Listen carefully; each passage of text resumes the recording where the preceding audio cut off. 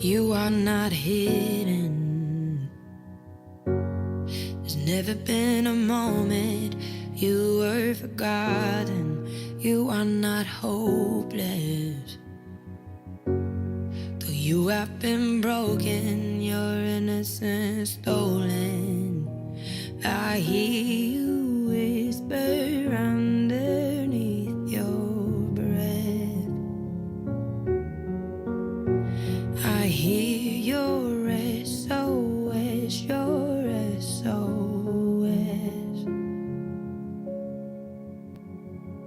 I will send out an army to find you in the middle of the darkest night. It's true, I will rescue you.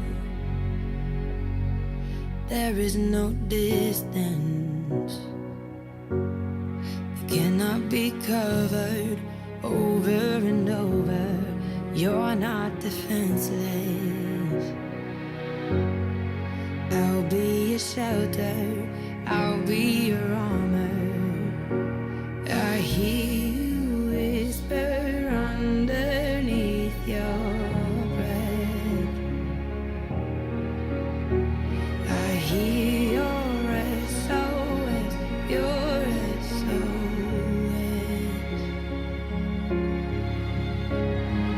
I will send out an army to find you in the middle of the darkest night. It's true, I will rescue you.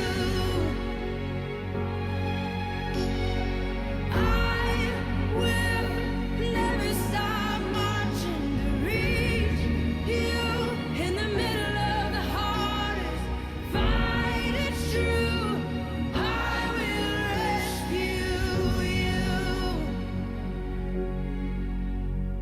I hear the whisper underneath your breath.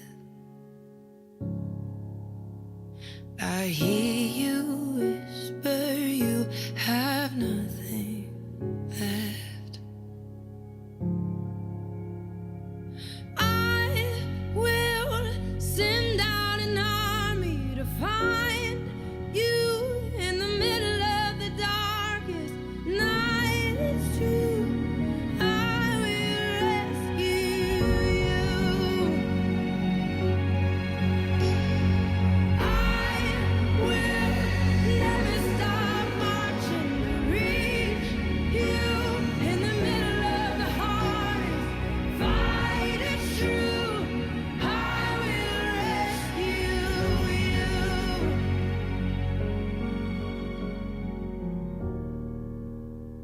Oh, I will rescue you.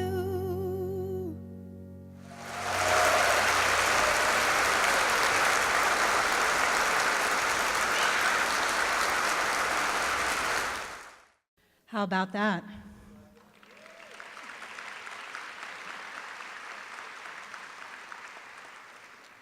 This piece was titled Rescue, and it was choreographed by our 7th grade student, Mindy Lanier, and was performed by the Modern Movement dancers from Pembroke Pines Charter West Campus under the direction of Miss Deanna Reynolds.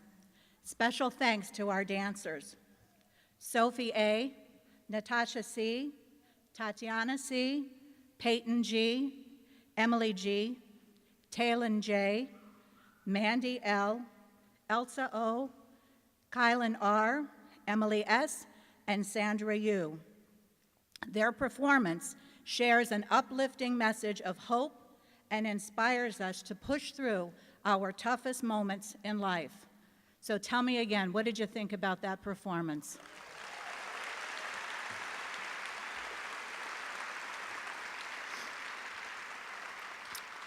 They were dancing and performing so beautifully. I don't know if you all noticed that they had orange ribbons in their hair. That's very special because Mandy danced with Jamie Gutenberg, who was one of the victims who was murdered at MSD shooting. And orange was Jamie's favorite color. So they wore that tonight in honor of Jamie Gutenberg and for all of those that were lost at MSD.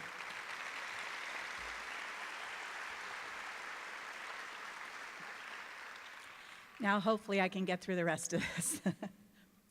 Good evening, everyone. Buenas tardes and bonsoir. I am Commissioner Iris Seipel, and very proud to be a commissioner in this beautiful city of Pembroke Pines. And I want to thank you all for being here tonight to listen and participate in this very special forum with our guest speaker, Dr. Robert Barnes. Dr. Barnes of Sheridan House Family Ministries is a well-recognized and highly respected expert on how today's chaotic world is affecting our youth and our families. And it was really very pleasing to see how many of you knew Dr. Barnes out in the lobby and were able to say hello to him. I first want to thank the elected officials that are here and have taken of their time out of their busy schedules to be here to support this event tonight. First and foremost, I'd like to thank our Mayor, Frank Ortis. Of course, his lovely wife, Barbara. Commissioner Jay Schwartz. So I thank them all for being here tonight. It is my honor to recognize our guest speaker, Dr. Robert Barnes. I want to say thank you to our first responders. You saw them out in the lobby. They're always there for us. Our Victims Advocate Unit is here supporting. 211 Broward is here and has always been a supporter of our Raising Positive Children forums. Jackie and Harry Rosen with FISP, and the League of Women Voters with their Lock It Up initiative. They're all out front, so stop out on your way out and get information from them, please. I am so very grateful to be working with our Education Roundtable Forum, which is comprised of principals from all the schools that are located in Pembroke Pines. Very, very, very special thanks to Principal Michael Castellano for all of his help, ideas, and guidance with these forums.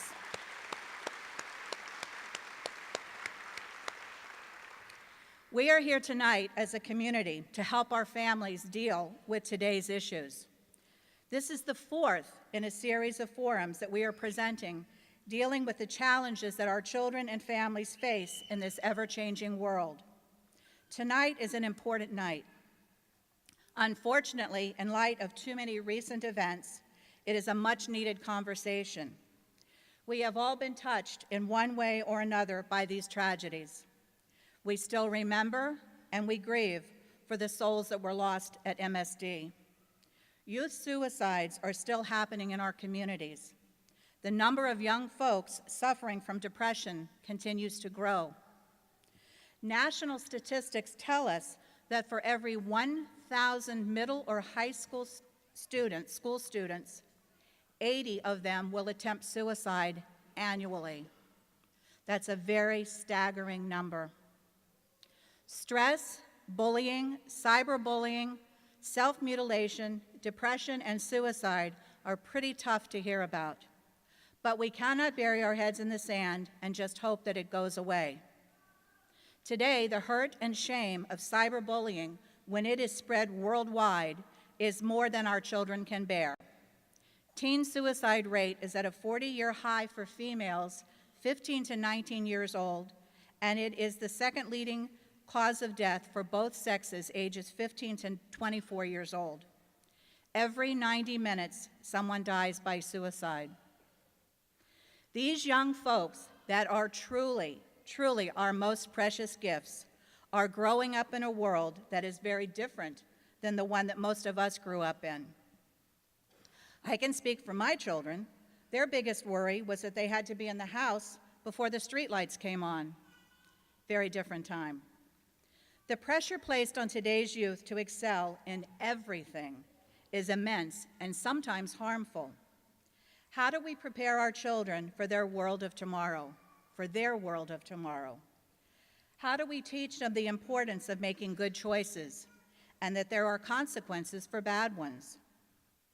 That responsible, respected adult is in every child. But how do we help bring that person out? I ask you to think about this. On a regular basis, regularly scheduled, we take our children to their pediatricians and their dentists for checkups, immunizations, booster shots, cavities, and braces. They are very, very well cared for their physical needs, their physical health. But tell me, what are we doing about their mental health? We are beginning to question how we interact with our children. Where, why, and how do we set realistic boundaries? Does no really mean no? So it is now my pleasure to introduce Principal Michael Castellano from our West Charter campus, and thank him again for all that he has done.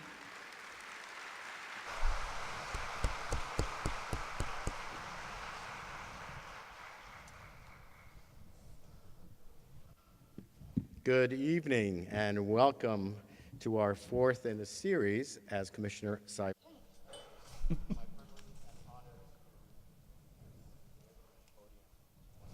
One, two, I'm back. It's my privilege and honor to introduce a great friend, a friend of our community. I'll tell a quick story. This is like 1 second. I was speaking to my parents this week, and we were talking about this event. And she says, "Oh, Dr. Barnes is coming." I said, "Yeah, do you know him?" She goes, "Oh, I know Dr. Barnes. I was raised on Dr. Barnes. I didn't like it at the time, but I sure appreciate it now. I'm raising my kids on his principles." So, without further ado, please put your hands together and welcome Dr. Bob Barnes.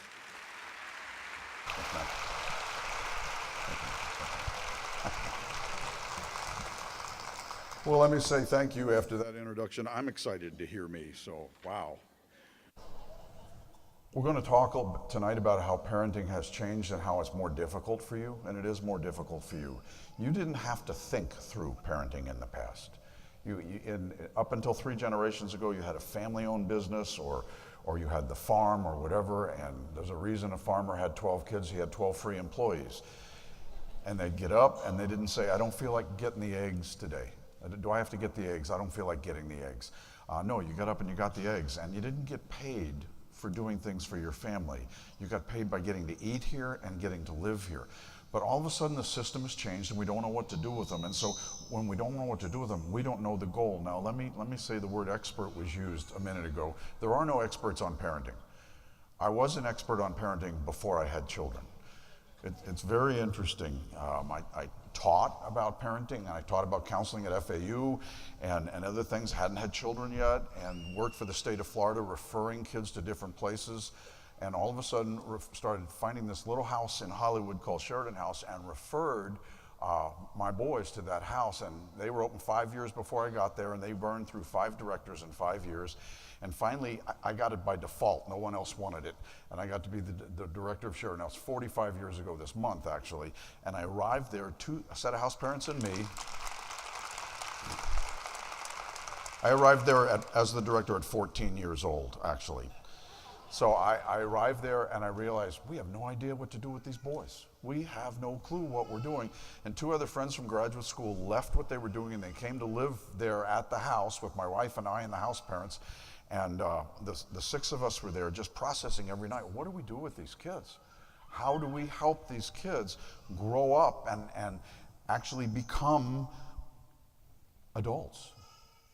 And that's the goal. If you're an outline taker, number 1 on your outline, the greatest mistake we can make when parenting today is to parent for today instead of training them up for tomorrow. Deciding some goals. Decide what are they going to need to know how to do when they go out the door? How are they going to handle that? How are they going to handle their peers? How are they going to handle the temptations? And it was well said. This right here is one of the scariest things for your children today. The amount of children that have committed suicide because of this is frightening. I was speaking at Memorial Hospital the other day, and on parenting, and one of the employees asked, "Well, what do we do about my child's cell phone?" We understand it's not your child's cell phone. It's your cell phone. And so when we get there, let's park it when we get home. And when you say to your child, if you were to go home tonight and decide you're going to fight the battle, and we're going to all charge them there on the counter, and they stay there, you can check it every now and then. You're not taking it into your bedroom. It's here. And if your child says, "You know, I've been hoping you would do this." If your child says that, bring them to us for therapy. They've got a problem. They're going to battle you on this, but that's okay. That's absolutely okay, because what we've decided to do is we've become a performance enhancement drug for our children. We've decided, let's keep them busy and keep them busy and keep them busy, and we remove relationships. So when my son, who is actually a pastor a few miles from here at West Pines Community Church, when my son was growing up, yeah, there's a lot of you here from West Pines, I've met you. He got all his brains from me, I want you to know. When my son was growing up and he's playing soccer, and while he's playing soccer, we're finishing the season, and some of the dads are coming to me and says, which baseball league did you sign Roby up for? Did you sign him up for Weston or Cooper City or Pembroke Pines? And I said, I didn't sign him up for any of those. And they said, well, did you find a better one? And I said, no, we're going home. We're playing one sport. That's it. I love sports. Got to go to college for sports. Never got to play for some reason, but I do love sports. So I get a call from one of the guys standing in the circle, who happened to be our pediatrician, and he said, Bob, I just got to ask you, what are you going to do with them? And I said to him, we went and bought a model of an aircraft carrier, and we're going to sit down, we're going to actually keep his hands busy so I can open his mouth and ears, and while we're putting this thing together, we're going to talk. And all of a sudden we're talking. And all of a sudden we're talking about great things. I'm also going to teach him delayed gratification. We can't do a 200-piece aircraft carrier in one night. And also we're going to learn to follow directions as we're doing that. And we finished the aircraft carrier, and my wife Rosemary's watching us put it together and spend all that time every Thursday night putting it together. We live on a lake, we finished it, and Roby says, what would be fun? Let's put a cherry bomb in it and blow it up. So after all those weeks, we put it in the lake and blew it up with my wife just standing there watching like, what's wrong with this? It wasn't about the aircraft carrier. It was totally all about, let's spend some time together. So again, you have to have a parenting curriculum. You have to think through, what does my child need to know? Your curriculum is more important than the school curriculum. What does my child need to know when he leaves home? So if you're, again, number 2 on your outline, the goal of parenting is supposed to be the 2-decade training process of raising a responsible adult. And one of the journal articles made a statement the other day in my field that adolescence is a developmental stage, teenagers is a chronological stage when you get out of your teenage years, and that the typical person in America today is finally out of adolescence, listen to this, at 28 years old. That's after they've burned through their first marriage and their first job, because they don't understand responsibility. Our job is to set up a plan for that. If you come from a Jewish background, there's a great proverb. It's Proverbs 22:6. Teach your children to choose the right path. Teach your children to choose the right path, and when they're older, they will remain on it. So I knew I wanted to teach my children to choose rather than hover over them all the time. And that means, and this is hard for the American mom, that means allow them to fail.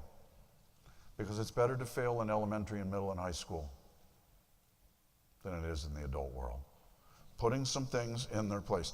So how do we do this? I think we decide I want to raise a leader, and that's number 3 if you're taking notes. Every child should be trained to be a leader. Leaders know what they're following, and they're not following the newest rage, and they're not following people at the party. I wanted to raise my children to be a leader. So in my home, we'll talk more about how you do this and the mechanics. In my home, I allowed my children to go to mixed-gender, cross-gender parties in 9th grade. That was the first time they were allowed to go.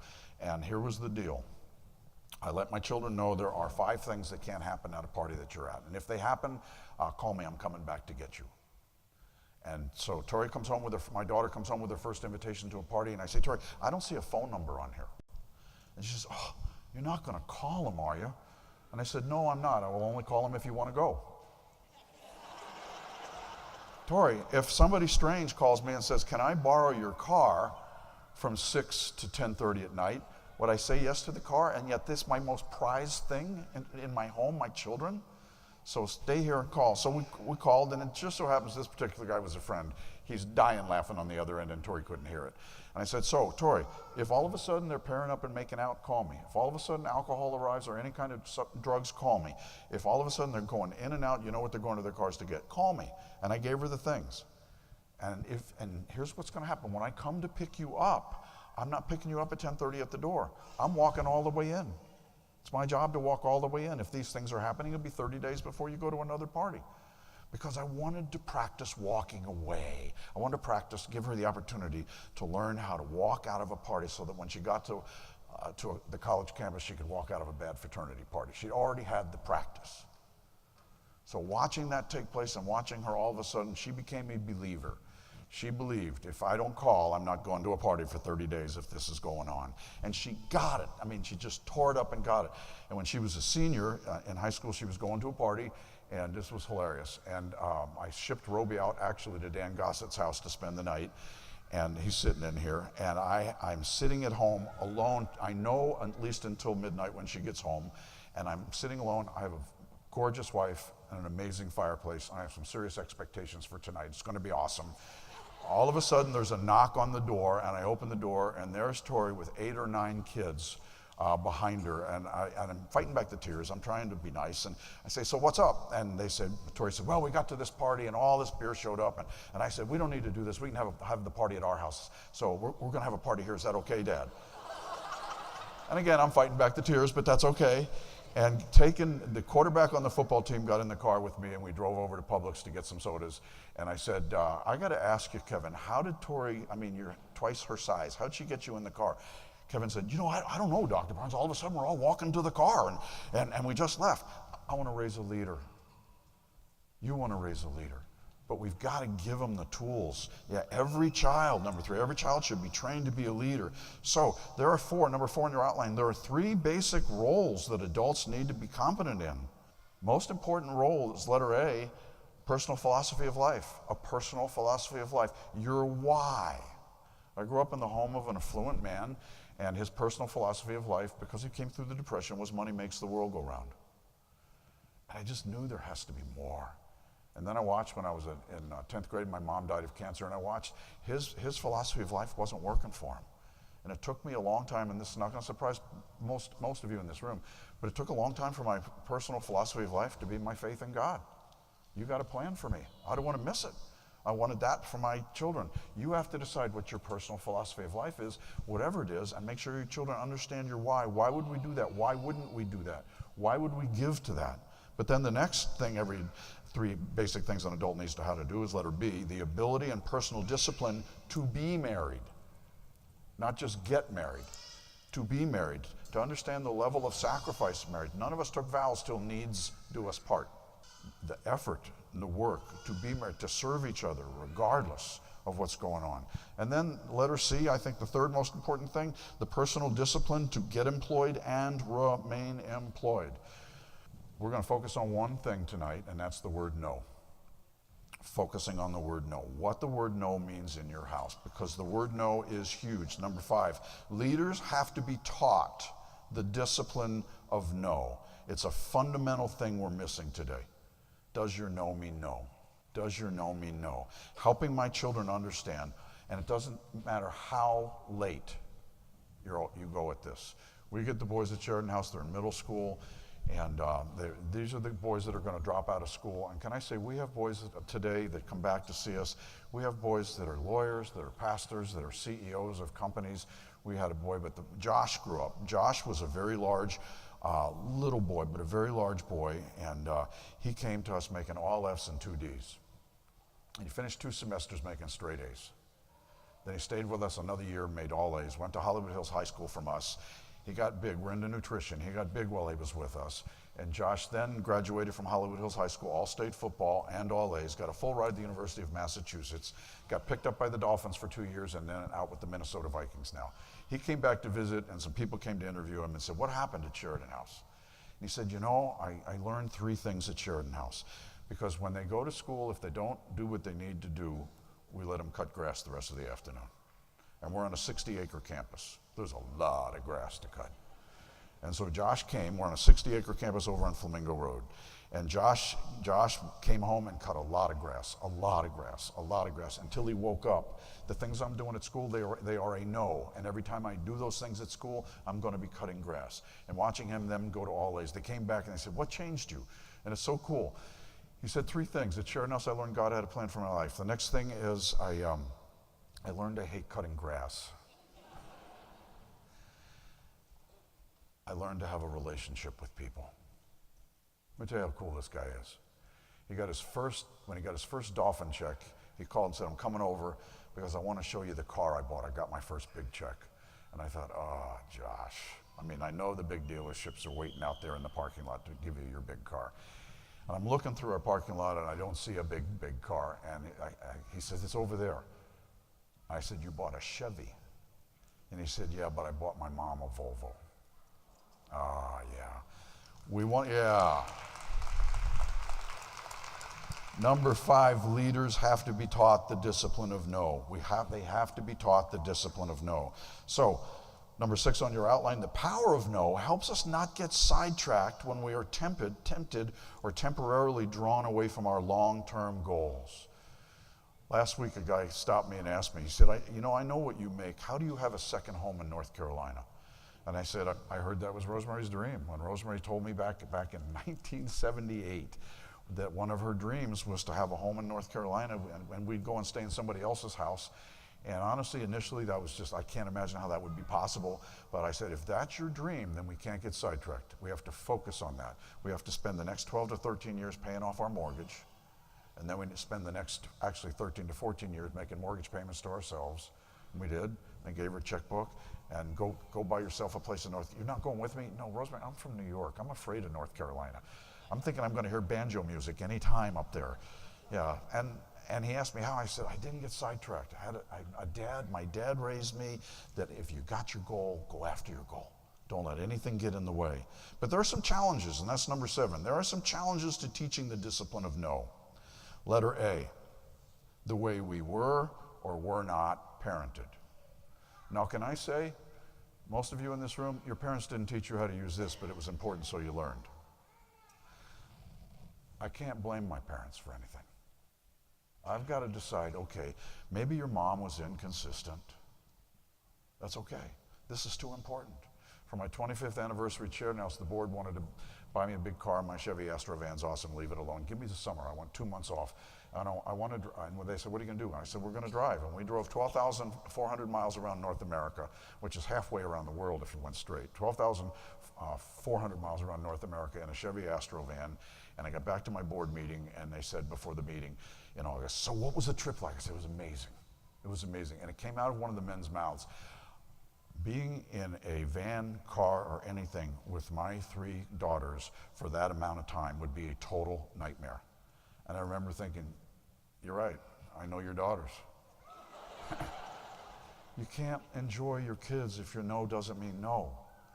They've got to get to the point where your no means no. So whether you were or were not parented, irrelevant. Letter B, maintaining our own discipline to remain consistent, because your kids know when to bring it. It's 5:30 at night and you're trying to get dinner on. Even tonight, get dinner on, get them fed and get here. And your one who brings it knows this is the time to bring it. This is the time to ask and ask and ask and ask and ask and ask and ask. Because mom will go, okay, but next time I really mean it. Oh, so it pays to do this. It pays to push and push and push and push and push. It's when we got to stop and we got to say, you know what? Dinner's not as important. This meeting's not as important. My no meaning no is everything. But letter C, for some of us, I'm so tired of fighting with this child. I'm so tired of fighting with this child. I'm married to a gorgeous intellectual. Mush. I remember walking in the door and having Rosemary say, why does she treat me like this? Rosemary, she's not treating you like anything. She's just defiant. It's going to make her awesome one day. But don't let her cave you in. Don't let her cave you in. Yeah, but here's a big one that we all need to process, and that's letter D. Our children are very different, and no one prepared you for that. If you have 2 children, you have 2 very different children. If your first child, kind of easy and did the things, I mean, they had their 2-year-olds, and whoever said 2s were terrible didn't have a 3-year-old yet, because that's a mobile, verbal 2-year-old. That's your pleaser. Your pleaser maybe wants to come up here tonight and touch the microphone. They're in the back, and afterwards they want to get up here and touch the microphone. And you say to your pleaser, honey, please don't touch that microphone. And her little lip quivers, and she backs away. And then you've got the other child. That's your barbarian. And your barbarian had no desire to touch the microphone until your barbarian heard you say to the other one, don't touch the microphone. It's not about the microphone. It's, oh, really? Oh, I can't do that? Really? And really? Really? Look at me. I'm doing that right there. Yeah, that's your barbarian. And so what happens is we let the barbarian get away with more, And all of a sudden the pleaser realizes, so that's the way to behave, to get what I want, rather than consistent, consistent, consistent, consistent, consistent. Yeah, so number 8 on your outline, the parent-child relationship will always be rocky until the word no, until the word no is consistently established and enforced. And so here's what happens. Letter A, if you're inconsistent with no, you're teaching the child to argue with you. It pays to argue. It pays to ask, why? And it's okay to say, we're done here. Let me tell you why. Because I said so. Because I want my child to be teachable. I want the teachers not to look at the rolls and say, oh my goodness, I've got Roby Barnes this year. Pray for me. I can't believe I have him in my class. No, I want you to want my children. I want you to coach my children. I want you to hire my children. Because here's what we're learning. We're learning that kids are getting out of undergraduate school today with not hireable skills. But if they're willing to work hard and go after it, they're amazing, and they will learn. So I've got to decide. I'm not going to argue with you. We're done here because I want to enjoy you. You know, it's Saturday and you're getting ready to go to Lowe's and you got to take one child, and it's natural. You know what, Rosemary? I'm going to take the pleaser. You keep the barbarian with you. Yeah, because when I take the barbarian in there, can I have that? Would you get me that? You never get me anything. Can I have that? And teaching them. We've got to that's the one you got to take. The barbarian is the one you got. The barbarian is the one you love dearly, don't like always. You've got to take that child. Because all of a sudden that child's got to learn my no means no. And can I say, when all of a sudden the child is starting to get it, go crazy. Go crazy. You know, I'm German. Be German and calm about the discipline. Be Latin about the good behavior. That was amazing. That was wonderful. Yeah, go after it because they're looking for applause. And can I say, if they don't get it from you, she'll get it from a boyfriend. This is real important. And for those of you dads, really, really important to take your daughter out once a month to dinner and teach her how to be treated like a lady. Yeah, if you're inconsistent with no, you're setting the environment for the child to be against the parent rather than against the no. I want to teach my child, every time you put your head down and run into the wall, you're going to hit your head. So that's letter B. If you're inconsistent with no, you're placing the child against you rather than the child. I know that's a letter C. If you're inconsistent with the word no, you're placing the child in an insecure environment. I watched Josh all of a sudden flourish, even when he was cutting grass, and realized, okay, I did this to me. I actually asked him once, do you like doing this? Cutting grass? Yeah, because you're acting like you do it. You like it. Stop. You're in control of you here. Stop. So picture this. You've got one child who's got not early morning syndrome. You have a hard time getting them out of bed for school. And what's happened is you've gone in 6, 8, 10 times. How many times do I have to tell you to get up? I think until something happens. So all of a sudden you step back and you say, okay, here's what we're going to do. We're going to put a get them out of bed in the morning thing in place. And sitting both down and say to your children, from now on, and plug in your own time, from now on I'm coming in at 6 o'clock, and when I come in at 6 o'clock, I'm not coming back between 6 and 6:30, and write it down on a piece of paper for them. You need to be out of bed, make your bed. Mom is not domestic help. Everything off the floor, backpack packed, and clothes on. We're eating at 6:30. Now, if you're not up, we're going ahead and eat. We're going to go ahead and eat. Now, I know, Mom, that we've been taught, so we're going to have an answer for that if you don't feed your child breakfast, he'll have rickets by 10 o'clock. It's okay. I will come in and wake you up after breakfast, get you dressed, get you out the door with some cheese toast on the way to school. If you don't get up, if you choose not to get up, that night you're going to bed at 7:30. 7:30! Nobody in 4th grade or whatever grade goes to bed at 7:30. Then don't. Get up. Now, the first day you do that, let me just say, your pleaser, it's killing him that it's come to this. I'm so sad it's come to this. He probably re-wallpapered the room for you during the night just to make you feel better. He's getting up. He's definitely getting up. You're a barbarian. I just want you to know, not getting up. They could get up. Maybe they got up at 4 and worked out and went back to bed. They're not getting up because they got to see what's going to happen. They've got to be oppositionally defiant. Let's see what happens here. So be ready for that. And when you send that barbarian to bed at night, be ready. They're not going to all of a sudden after dinner go get their bath and get in pajamas and say, is it time? I'm supposed to go to bed early, aren't I? Again, if that happens, bring them to us for help. They're not going to do that. So in bed, and know they're going to get out of bed. And say to that child, this one was free. One more time out of bed, and you're going to bed early again tomorrow night. I can't, I have a soccer game. Then don't get out of bed. When did a soccer game become more important than training our children? It can't. It can't. Yeah, so set it up, because of the letter D. If you're inconsistent with no, you're not raising a child to become a disciplined leader, disciplining themselves in the leadership. And letter E, if you're inconsistent with no, you're stifling the child's maturation process. I need to grow up and be mature and deal with this one word, impulse control. Impulse control. So, just quick, we could do a whole hour on this one, but just quick. I wanted my children to have an allowance. That's what the word means, allowing them to handle money. Allowance. I started my children in first grade having an allowance, their money.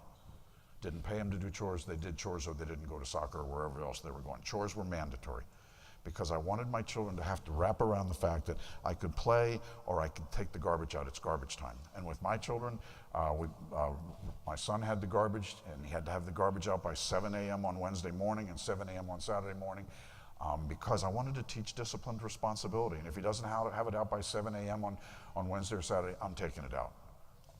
I got it. I'm taking it out. The difference is you will wash out the garbage can later on that evening when it's empty. And watching them all of a sudden get it. It's not about the garbage. It's not about getting out of bed. It's all about being responsible. We're using bedtime to help them do something and get out of bed. It's fun to stay in bed. Getting out of bed is responsible. It's fun to do some very bad things. But not doing them is responsible. I wanted them to have to go through the turmoil of having to choose. I need to get up. I need to get out of bed. I need to take the garbage out. I need to have a responsibility. Today's child needs responsibilities. We used to call it chores. We don't give them chores anymore because we're so OCD. I mean, with me in the garbage can, I know how I want the garbage can. I want it in the southwest quadrant of the front of the driveway with the handle facing east. That's exactly how I want it. And watching it be crooked, I'd have to take medication sometimes. Yeah, let it go. It's not about the job. It's not about the job. It's all about teaching the responsibility. So 3 key words. How do you do this? How do you train a child to do responsibility? How do you train a child to be disciplined and not do the things they're supposed to do? It's called the ICE plan, number 9. The ICE plan will train the child rather than just punish the child. So I, letter A, stands for instruction. I want to let the child know, if you do this, this is what will happen. If you spend all 10 dimes in first grade, you're done. There's no more money. Go for it. And I let him spend it. And Rosemary would take him to the grocery store, and he'd turn the dimes into quarters so he could buy the little football helmets on the way out of the grocery store. And he'd line them up on a shelf. And finally he said to me one night when I was sitting on the side of the bed, he said, "Helmets are stupid, aren't they, Daddy?" And I said, "What do you mean?" He said, "Why do you let me buy all these?" I said, "Well, notice the Jets helmet's not there anymore. I threw that one out, but the other ones are okay." I said, "It's your money. But here's the deal. Anything you have saved by vacation, I will match." And watching him go through and watching him save his money, watching them save their money, I've got to allow them to go through that so they get up there, but I've got to instruct them. If you, well, for instance, we taught them how to not talk back. Every time they talked back, they had to sit down at a table and write a 50-word note of apology. And moms, they talk back to you more than Dad. I know you love me. There's nothing I can do to learn your love. I'm still figuring Dad out, but I know you love me. And so it's a backhanded compliment. I know you love me, so I talk back to you. So every time you talk back, you're sitting at the table writing a 50-word note of apology. This started in 3rd grade. And watching my barbarian sit at the table for over an hour. And I'm not putting the pen in her hand. I just got a cup of coffee and my Time magazine and sat at the table. No, you are not getting up. You're ruining your night. Finally got it. Finally learned to control this. But her chore was to clean the bathroom they shared, and this was awesome. There were 9 things that needed to be cleaned in that bathroom. There'd always be one not done. And she'd come down the stairs and she'd say, I'm done. And I said, well, I'm going up to check it. You want to come with me? No, it's done, it's done. And I have to come to the balcony and call her upstairs, and she would stomp up the stairs. And so Rosemary saying to me, I know you want to deal with this. I feel like we're dealing with everything. Well, she's putting us in this position, but let me say this. Let's say when she's 25 years old and her boss says, I need this report, and she does only 8 of the 9 things in the report, and he says, I need the rest, and she goes out and slams the door. She's done. She's done. Impulse control. So I said, we got to come up with a consequence. And so Rosemary said, well, what are you thinking? I'm thinking, Rosemary, every time she stomps down the stairs, I'm going to make her go back down and walk up properly. And Rosemary, the intellect, says, that's enough? I said, oh, you don't get barbarians. That's humiliating for a barbarian. And watching her overemphasize going up the stairs.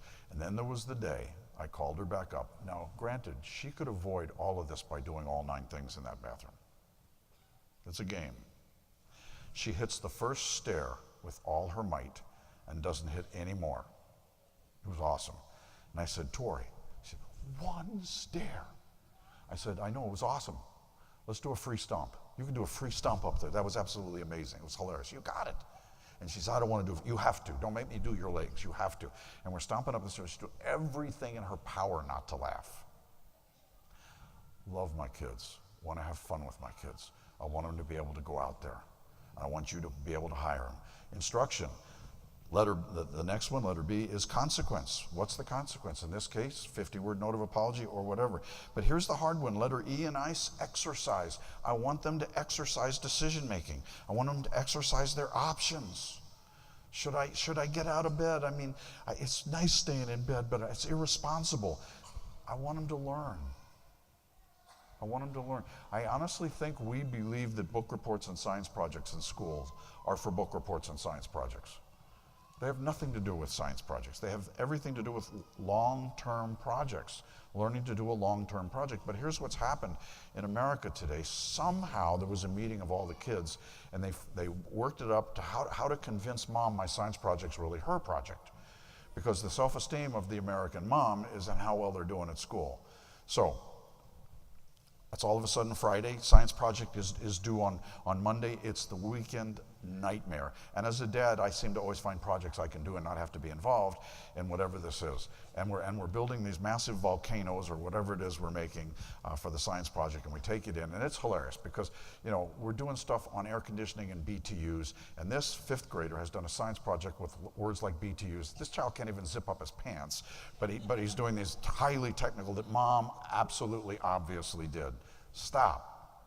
The science project is get on the calendar, teach them how to use the calendar. Okay, you've got soccer Thursday night. Tuesday night, you're reading 10 chapters for these weeks.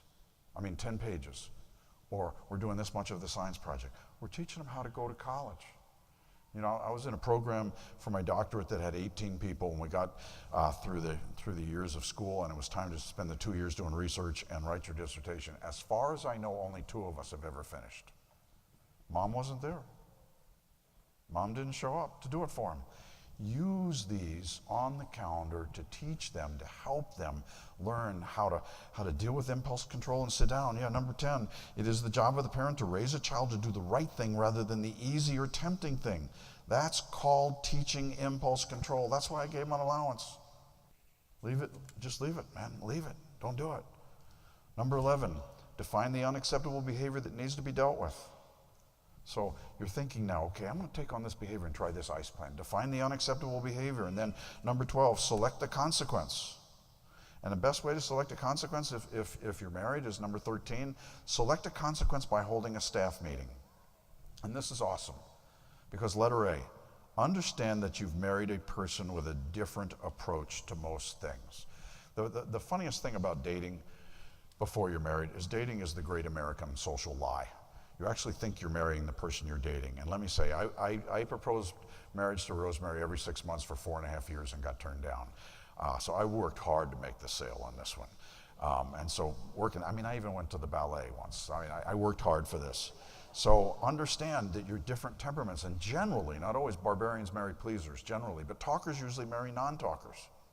Night people usually marry morning people. Savers marry spenders, and neat, organized, neurotic people usually marry sloppy people.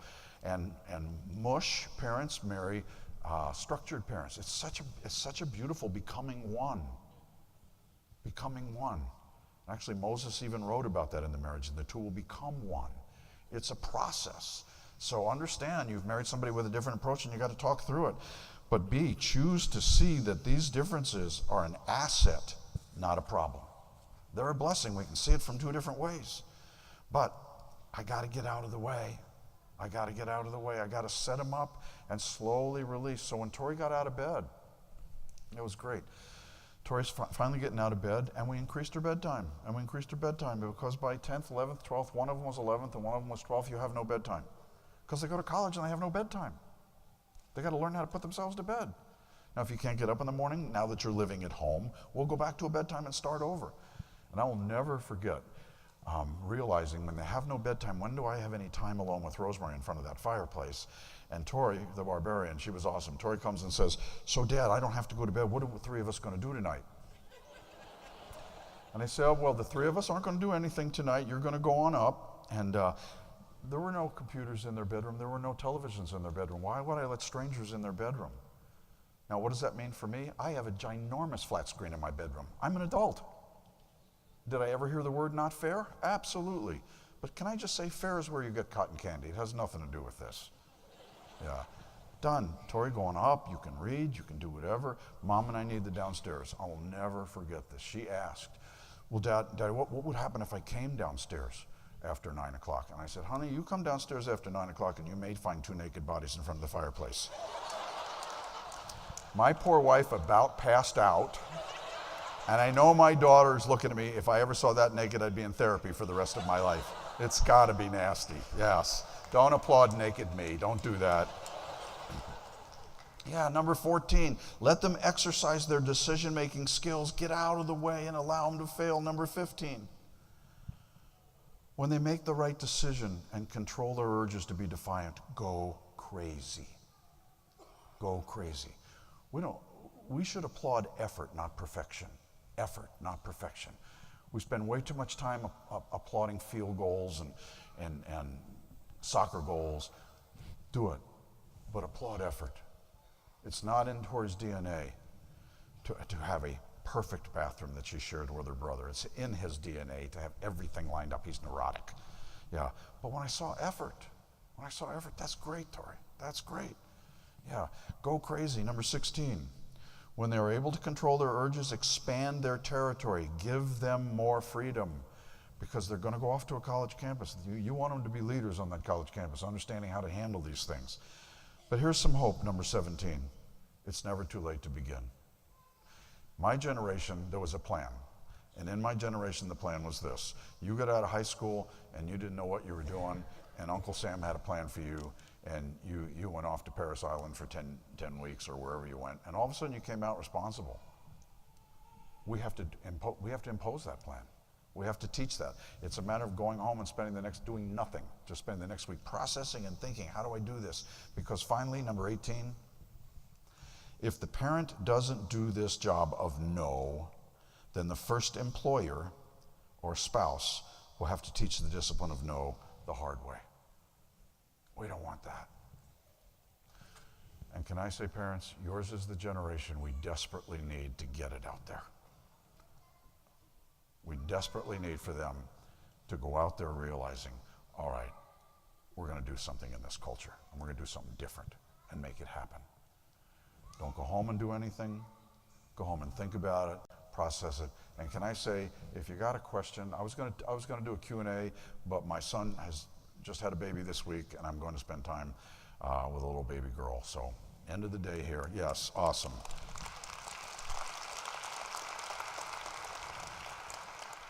SheridanHouse.org or bbarnes@SheridanHouse.org if you have a question. Or, Bob, where's there a material on doing this? Or where's there material on doing that? Can I also say, we have a podcast that's every day, and there's a podcast encyclopedia called Parenting on Purpose.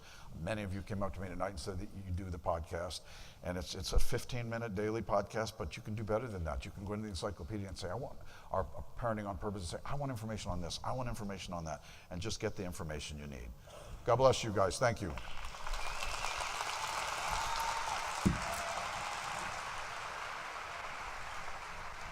Amazing. I know, they heard me, I said amazing.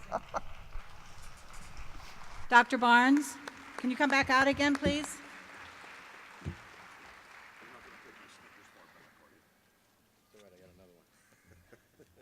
There was a Snickers bar waiting for me. And I think they want it back. No, we don't want it back. We want to give you as many as you'd like to have. We are so honored and so blessed to have him here this evening to give us some real good information and a lot of really common sense stuff. And a lot of stuff I heard you all responding that it really hit home with things that make sense about raising our families. So I just want to again thank you so much for coming out. Thank you. Thank you. God bless. Thank you.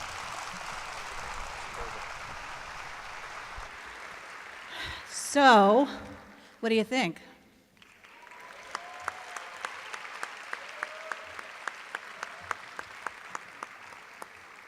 I tell you, I sat back there and I cried a little bit, and I laughed a little bit, and I said, yeah, that makes sense. I remember that happening in my family, and yeah, I probably did a lot of the wrong things. I wish I'd known him a long time ago. Probably things would have been a lot easier.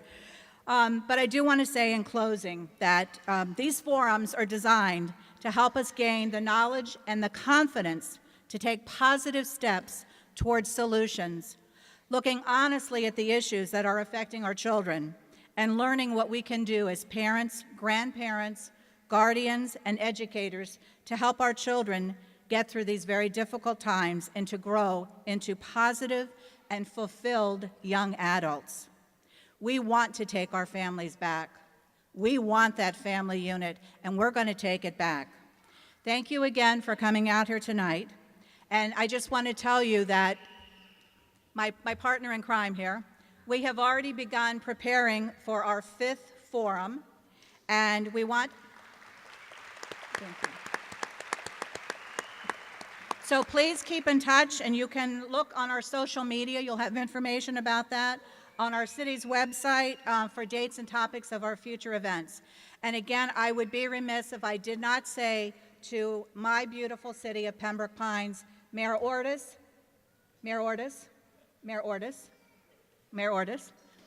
and I'm sorry that Vice Mayor Schwartz had to leave, but again, I just want to say thank you for always being so very supportive of what we're doing for our families. Thank you so much. Have a good evening, everybody.